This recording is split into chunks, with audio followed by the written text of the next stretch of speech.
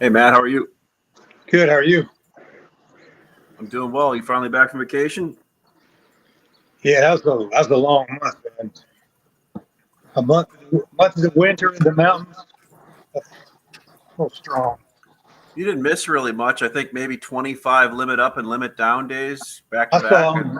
I saw him. Yeah, Yeah, like bouncing a basketball back and forth. yeah. That's kind of how these things trade now. It's either limit up or limit down. That's the new model of trading lumber futures. Yeah, no kidding.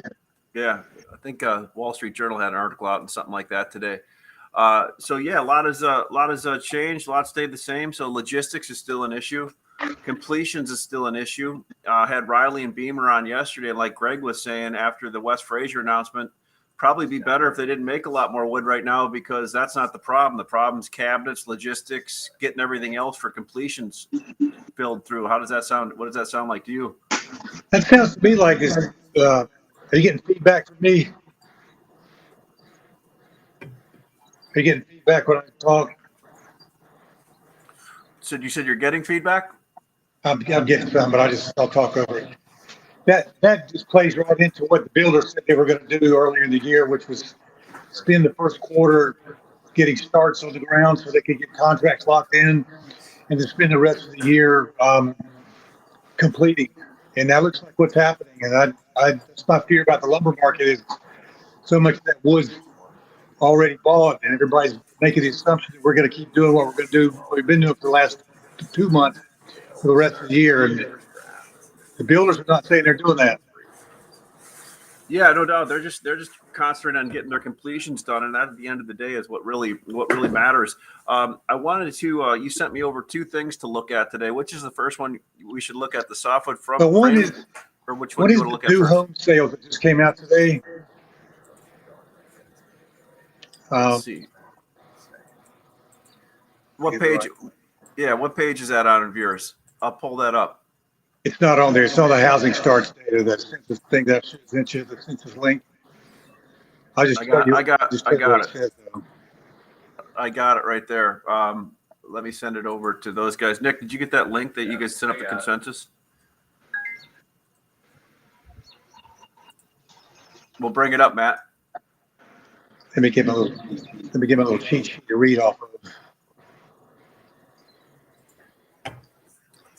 All right, there is the Yeah. So U.S. looked at the consensus. where the residential sales are, or it says press release. Okay, so new residential construction or new residential sales? Sales. Gotcha. Okay. All right, there is the U.S. All right, January 2022, down 4.5%. Is that what you're looking at? Yeah. What's your Yeah. what's your feedback from this? Well, let me get my little cheat sheet for notes here.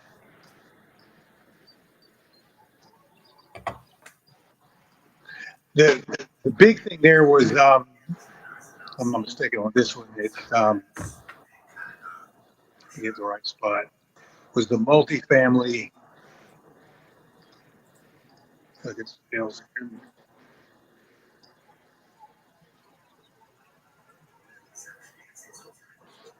Brain damage here.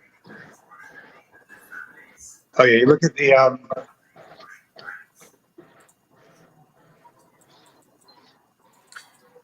gotta get the back connection here. Hang on. The one we have pulled up right now is the economic indicators. New residential sales.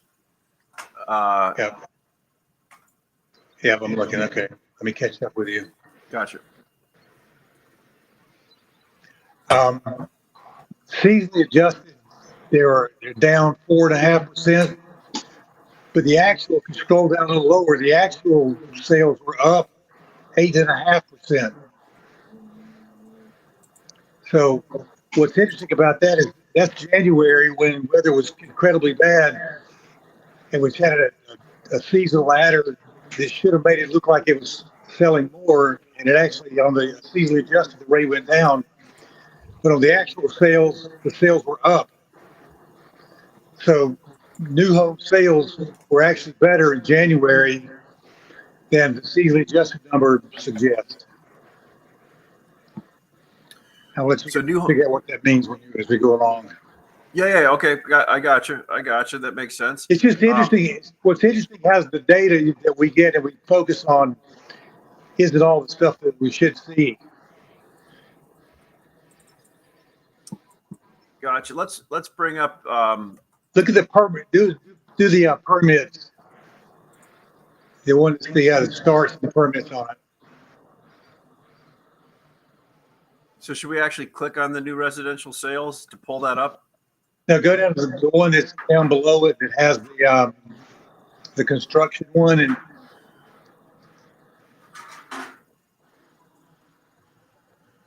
go to the other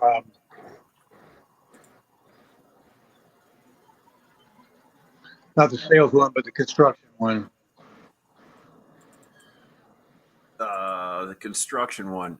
Let's look here. Go back to the other page that you're on.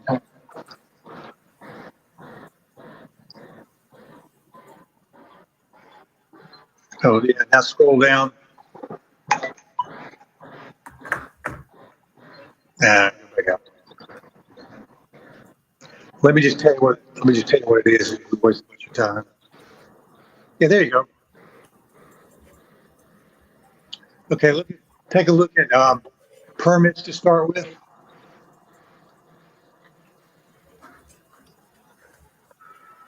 Okay, permits January 1.899. Yeah, do you see the permits are actually down 13.6%? But the multi-family was down 32% on the actuals. Well, here's a crazy thing too. If you look over at the new residential construction chart, we talked about it. Look at that gap widening between permits and completions.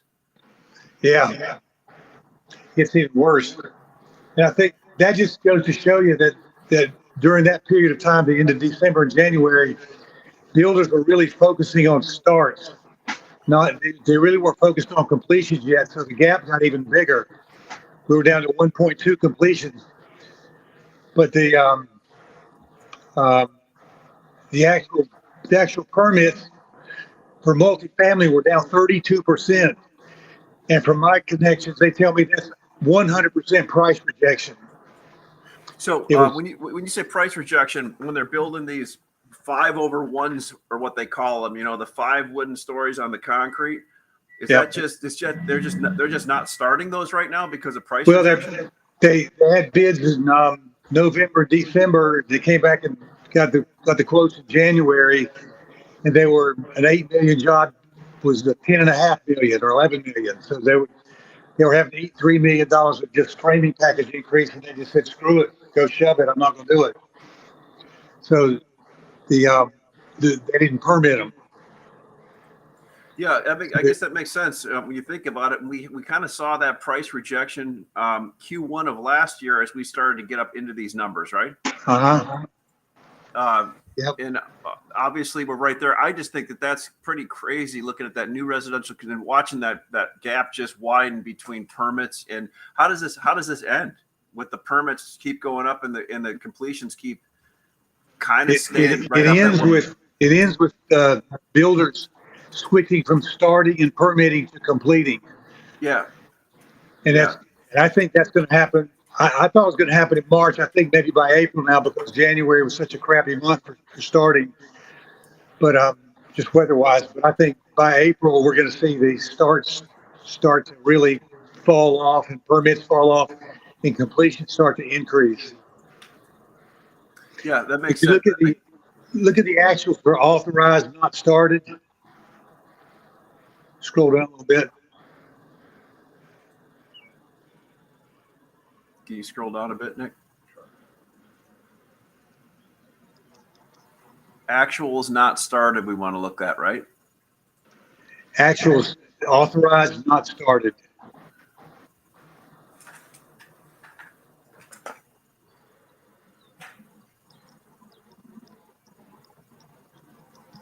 Here we go. New privately owned housing units authorized but not starting at the end of the period. Yeah. Look down at the actuals. It's 278.1. And look at that. Look at the line above it. Every month going back to last January, It's increased every month since January last year from 201, 215, 236, all the way up to We lost 278. It's been a steady increase of authorized not started, which just confirms that those completions just get further and further behind. There's just more evidence of that. Gotcha. Now look down, go down to starts, the next section. Scroll down to the next section. Starts. Actual starts, not the ones not seasonally adjusted. At 117.6. See that? Not seasonally adjusted. Scroll down. Go down a little bit. To the next section. A little lower. A little bit lower. A bit lower. There you go, 117.6. Now look back to the last 8 months and see that it has dropped for 8 consecutive months. Wow. So December 120.5. Yeah, but in January it's 117. But that just shows you the starts have actually declined for 8 consecutive months. So you kind of wonder, where's all this wood going? Yeah, no, that's a great question. Where is it all going, Matt? Well, I think it's been bought ahead because the actual start showed that we're not nailing up that much. But according to the mill sales and the inventories that are around, dealers say that they're not loaded. But the one thing to keep hearing from everybody that's traveling around and making site visits, all the warehouses and reloads are completely full. And I think that's wood that's already sold and committed. But we can clearly see that we're not starting as many as on an actual basis as the seasonally adjusted suggests. So demand for lumber is actually declining. Well, it's almost, but while people still try to, and I think you and I talked about this 3 weeks ago. Greg Kuda just said the other big shift is away from single and back into multifamily. But you were basically saying multifamily is getting rejected right now, right? Yeah, that was the case during the fourth quarter of last year when prices got cheap in August, and everybody that had rejected price back for May said, "Okay, now I'm back in again," and now they're back out again. So what we're looking at is historical stuff that says like multifamily was good the fourth quarter, and people were buying while that lumber was cheaper for first half of this year. So I believe that lumber has been accumulated for jobs that are already going to be started that was just bought, and the dealers that are going to be looking for jobs in April to be quoted and shipped are not going to get them because the wood's already bought. Well, Matt, it's interesting. So on the platform last week, this week, we had some dealers come to us and say, "Hey, we bought OSB for this contract or 2 or 3 semis. They don't need it right now. We want to resell it back on your platform." That's exactly what you're saying here is exactly what we're seeing happen. Exactly. It's exactly right. Everybody's short on stuff right now is going to find themselves in 2 months just overloaded. Yeah. I mean, we've got specialty OSB listed on the platform now because people had too much of it, right? Right. And Riley had a good point yesterday. It's like buyers can never have enough while the market's going like this, right? And yeah. some of the astute buyers right now, I'm not calling tops or any of that kind of stuff, are liquidating some of their extra inventory into our platform to turn it into cash a lot quicker. And we're seeing that. Yeah. Because those are the guys that actually see that number you're looking at right there, that the actual starts wood going to the job site is not increasing. They're booking things out because of logistics and that kind of stuff, but it's not because of actual job site demand. Yeah, for sure. I mean, the numbers just tell you right there. If you look at it, see that's a third party number that's just taking numbers and taking names, and it clearly shows that we're starting less homes we than we were 8 months ago. Let's bring up your 21st analysis here. I like that because it shows a couple of the different factors. It's kind of taken along as you've said it was going to for the last 3 or 4 months. Yeah, and I can see that at week number 11 there, the market's looking to take a little dip and then go higher.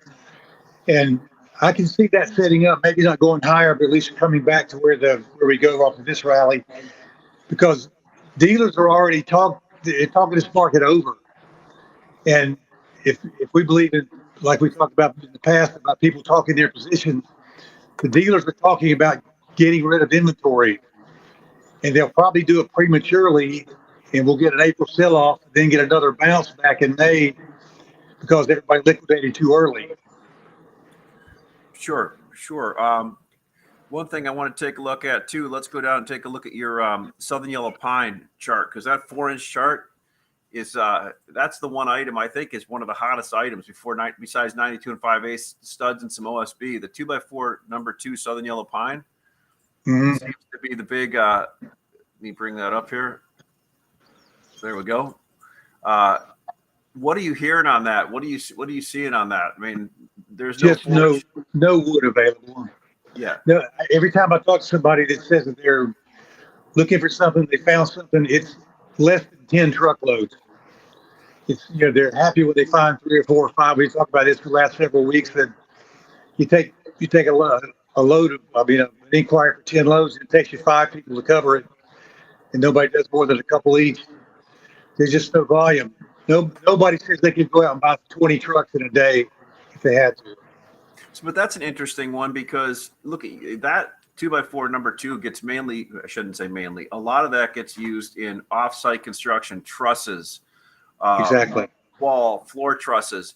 And those people are straight out with the largest order file they've ever had, and they're turning people away. So I think people have to understand there's a difference between the stick framing for completions and the component side of it. The component side of it actually helps increase the completions a lot quicker. But from what I can see, these people are maxed out as far as the truss. I've seen truss order files out 12 months since 3 months ago.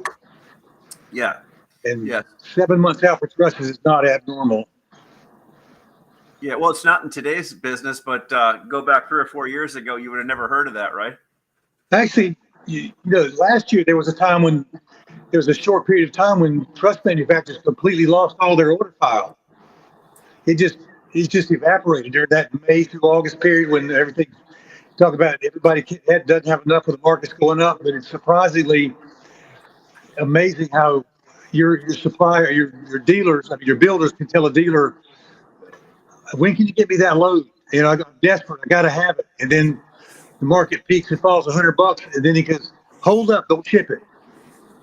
Just like everything stops just because of price. But it's going to go, when it starts to go down, the orders are going to disappear, just as all those desperate things that everybody wanted are just going to disappear. Let's check out the 2x4 Western Spruce, because that was a good topic of yesterday's show. Basically, last week, Canfor comes out and says they're going to curtail some stuff. West Fraser comes out and said they're going to do that at a few mills. I guess my question is, that's because of too much lumber and lack of ability to ship it. And if this has been going on for 6 years, the same thing over and over again, that thing is, and somebody had a good point yesterday. Matt Beamer did, how a lot of this is due to also the lack of fiber that they're having up there a little bit, so to speak. But I mean, it's a diminishing fiber basket in BC, right? So you can see. Yeah, but here's the thing. Yeah. In my opinion, anytime a mill curtails for any kind of reason, it's bearish. Because somewhere in the pipeline, the wood's not moving. And where it's not moving is from the dealer to the job site, or from the mill to the dealer. But the wood's not going somewhere. It's not. There's a clog in the pipeline, or there's too much, or whatever. But when a mill has to curtail production because they've got too much wood on the yard, that's not bullish. Yeah, that's what Riley's point was too. And I mean, you guys have been in the industry for long enough. Riley's like, hey, look, if that's probably better for the market if that happens right now, because but I think his point yesterday was too, the best returns ever in your stopping production, right? Yeah, but you don't have any choice if you got nowhere to put it. It's right. No, you're absolutely right, because they can't get these cars back, and they're having a hard time shipping. Totally understand from their standpoint, right? And where it's going to really hurt is those guys that have bought wood for 6-week shipment or 4-week shipment. The mills tell them they're going to be 2 or 3 weeks late, and under no circumstances will they cancel the order. Because if you've got one of those, you got some of those orders on, you're going to get hurt badly. Let's fly down to the OSB, because man, this has been one that's just been crazy, right? Again, look at everybody that lists OSB on our platform has been selling. It's been one of our biggest moving items, and that thing's just been kind of like this, right? I'd like to see. I'm guessing that the cash market is in front of the print market right now, but man, it's still ticking along. What's your thought on OSB? Somebody's hoarding it. There's just, the people are living off contracts, and we hear about like maintenance shutdowns and that kind of thing, and the mills are kind of squeezing all they can out of it. But I heard a couple of weeks ago that 2 of the biggest distributors in the country were stocking panels in reloads and warehouses, and people that had wood in there couldn't get their wood out because they were putting more panels in the warehouse. Yeah. They couldn't get trucks in to get out because there's more trucks coming in. So Greg Kuda just said, you don't build sawmills to run 3 days work weeks. That's right, Greg. And I mean, like Matt said, if they're shutting them down because they can't run them, it's because there's wood backed up somewhere. And somebody else said OSB thick panels are a bear to source. We've got about 10 of them listed on the platform right now, 23, 30 seconds TNG in the high end product and also in the commodity grade. So come on, there's plenty of it around to sell you. That's again, you can't find it because you're looking at it from the same sources that you always have. That's a great point.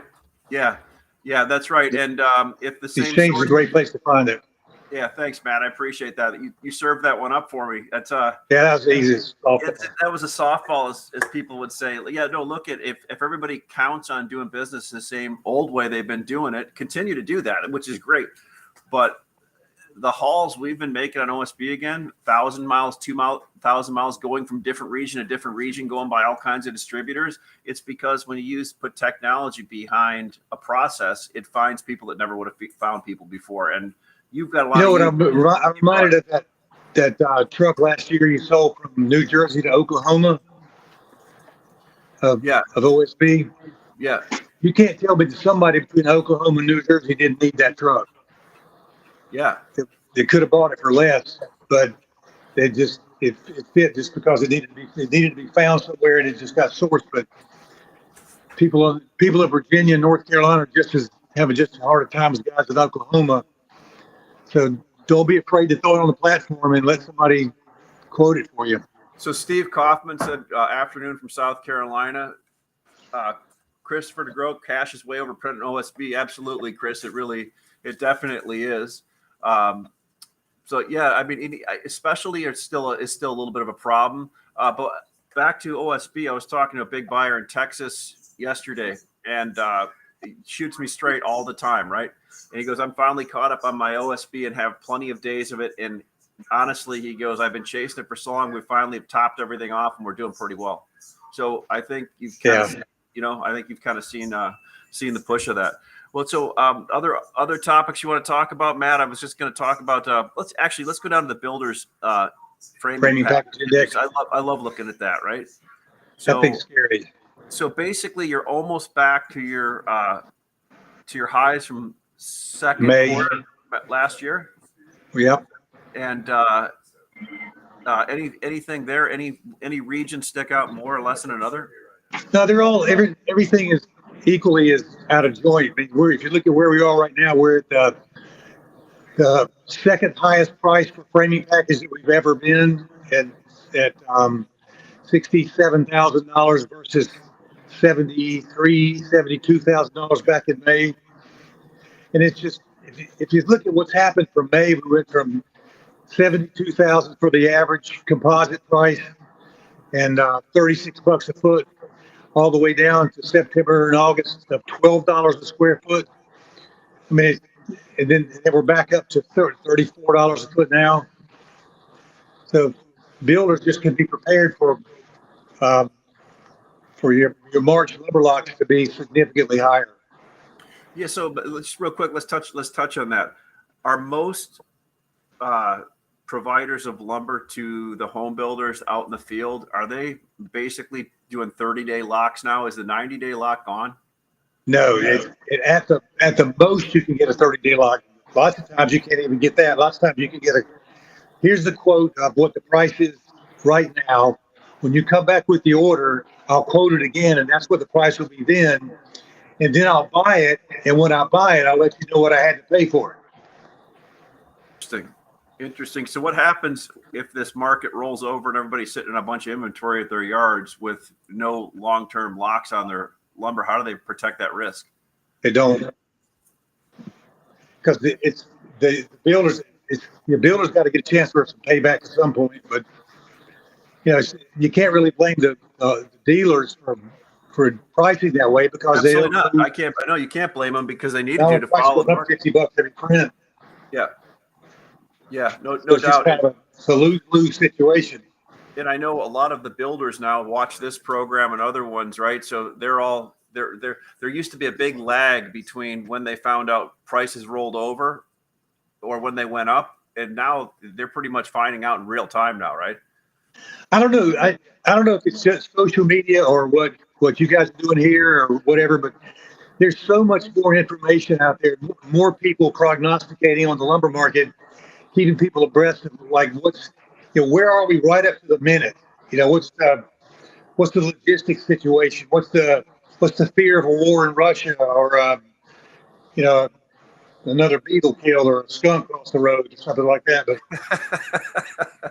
I said Brett Walsh just put up here. We usually accept 7 days, but must ship in 14 days on quotes, and that's and that's probably too tough too, Brett, because you're taking a lot of that could be $100 swing. Yeah, you probably really have to manage that. That you probably have some pretty darn good customers too that you trust on that one, I'm sure. I talked to a trust guy last week. Told me he'd given 20% price increases since the first of the year. That was in less than 2 months, and the builders didn't like it, but they had to take it and they passed it along. And so far, we're in the same place we were last year. Until the home buyers start to reject the price of these houses, the builders aren't going to quit. Yeah, no doubt. Well, and the interesting thing there too, think about it. The truss manufacturer or component manufacturer, I'm going to be off a little bit. I mean, pretty much 50% of their cost is their raw materials. That's about right. I mean, and it's not just lumber; it's steel, it's transportation, it's fuel, it's everything now on them. So the 20% increase and labor. I mean, everybody in the industry doesn't know who's going to be showing up at work tomorrow. Yeah, no doubt. Well, look at, I love this framing package index plus all the other stuff you put out. You can go to Layman's Lumber Guide to get this, and Matt actually makes you take it for free, right, Matt, at first? Yep, you got to take it for free. So, we'll get this dialed in a little bit better. It's my bad not having some of this stuff up perfectly for you, Matt, but I appreciate it. I think everybody that was kind of a last minute wing it thing, so you did a great job. It's good. I just think it was really important what you showed, the slowdown in the completions, and I think that's really interesting when you show the slowdown in completions, but still the desire for homes, but then the slowdown in the ability to produce because of the inability to ship at some of the mills. A lot of interesting stuff going on there right now.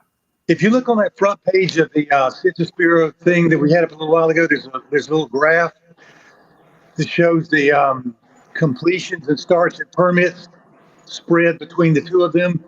The spread between the spreads and completions, starts, permits, and completions is as wide as it's been in the last couple of years, but it normally isn't that wide. So what we can expect is that to come back together with starts and permits falling and completions rising to meet probably somewhere in the 1.4, 1.5 range before the year's over. So is that your feeling? Are we pull back to the 1.4, 1.5 range? Yeah, I think starts and permits are going to pull back, and that's going to be perceived as bearish for housing, because it's going to be looking at data and say, look, housing starts are off, and really, in reality, what we're doing now is we're just so far ahead of ourselves with starts and permits that they're just making way for completions to come and finish up their part. Well, cool, Matt. I appreciate you taking the time, but I also really appreciate all the people you bring on. You have a great following. A lot of people follow you, and I got good punch. yeah, you do. You do. You got, and they come in and they come in and they comment, and they love watching you and following you. And I appreciate you feeling. Well, I encourage all you guys to give the exchange a shot. Cover some things that you're having a difficult time finding, because you'll be surprised what's out there that you're not aware of. Yeah, thanks, Matt. So just come to mxlumber.com, register, and we'll get you on tomorrow looking at buying and selling lumber. You can do both if you want to, or plywood and OSB.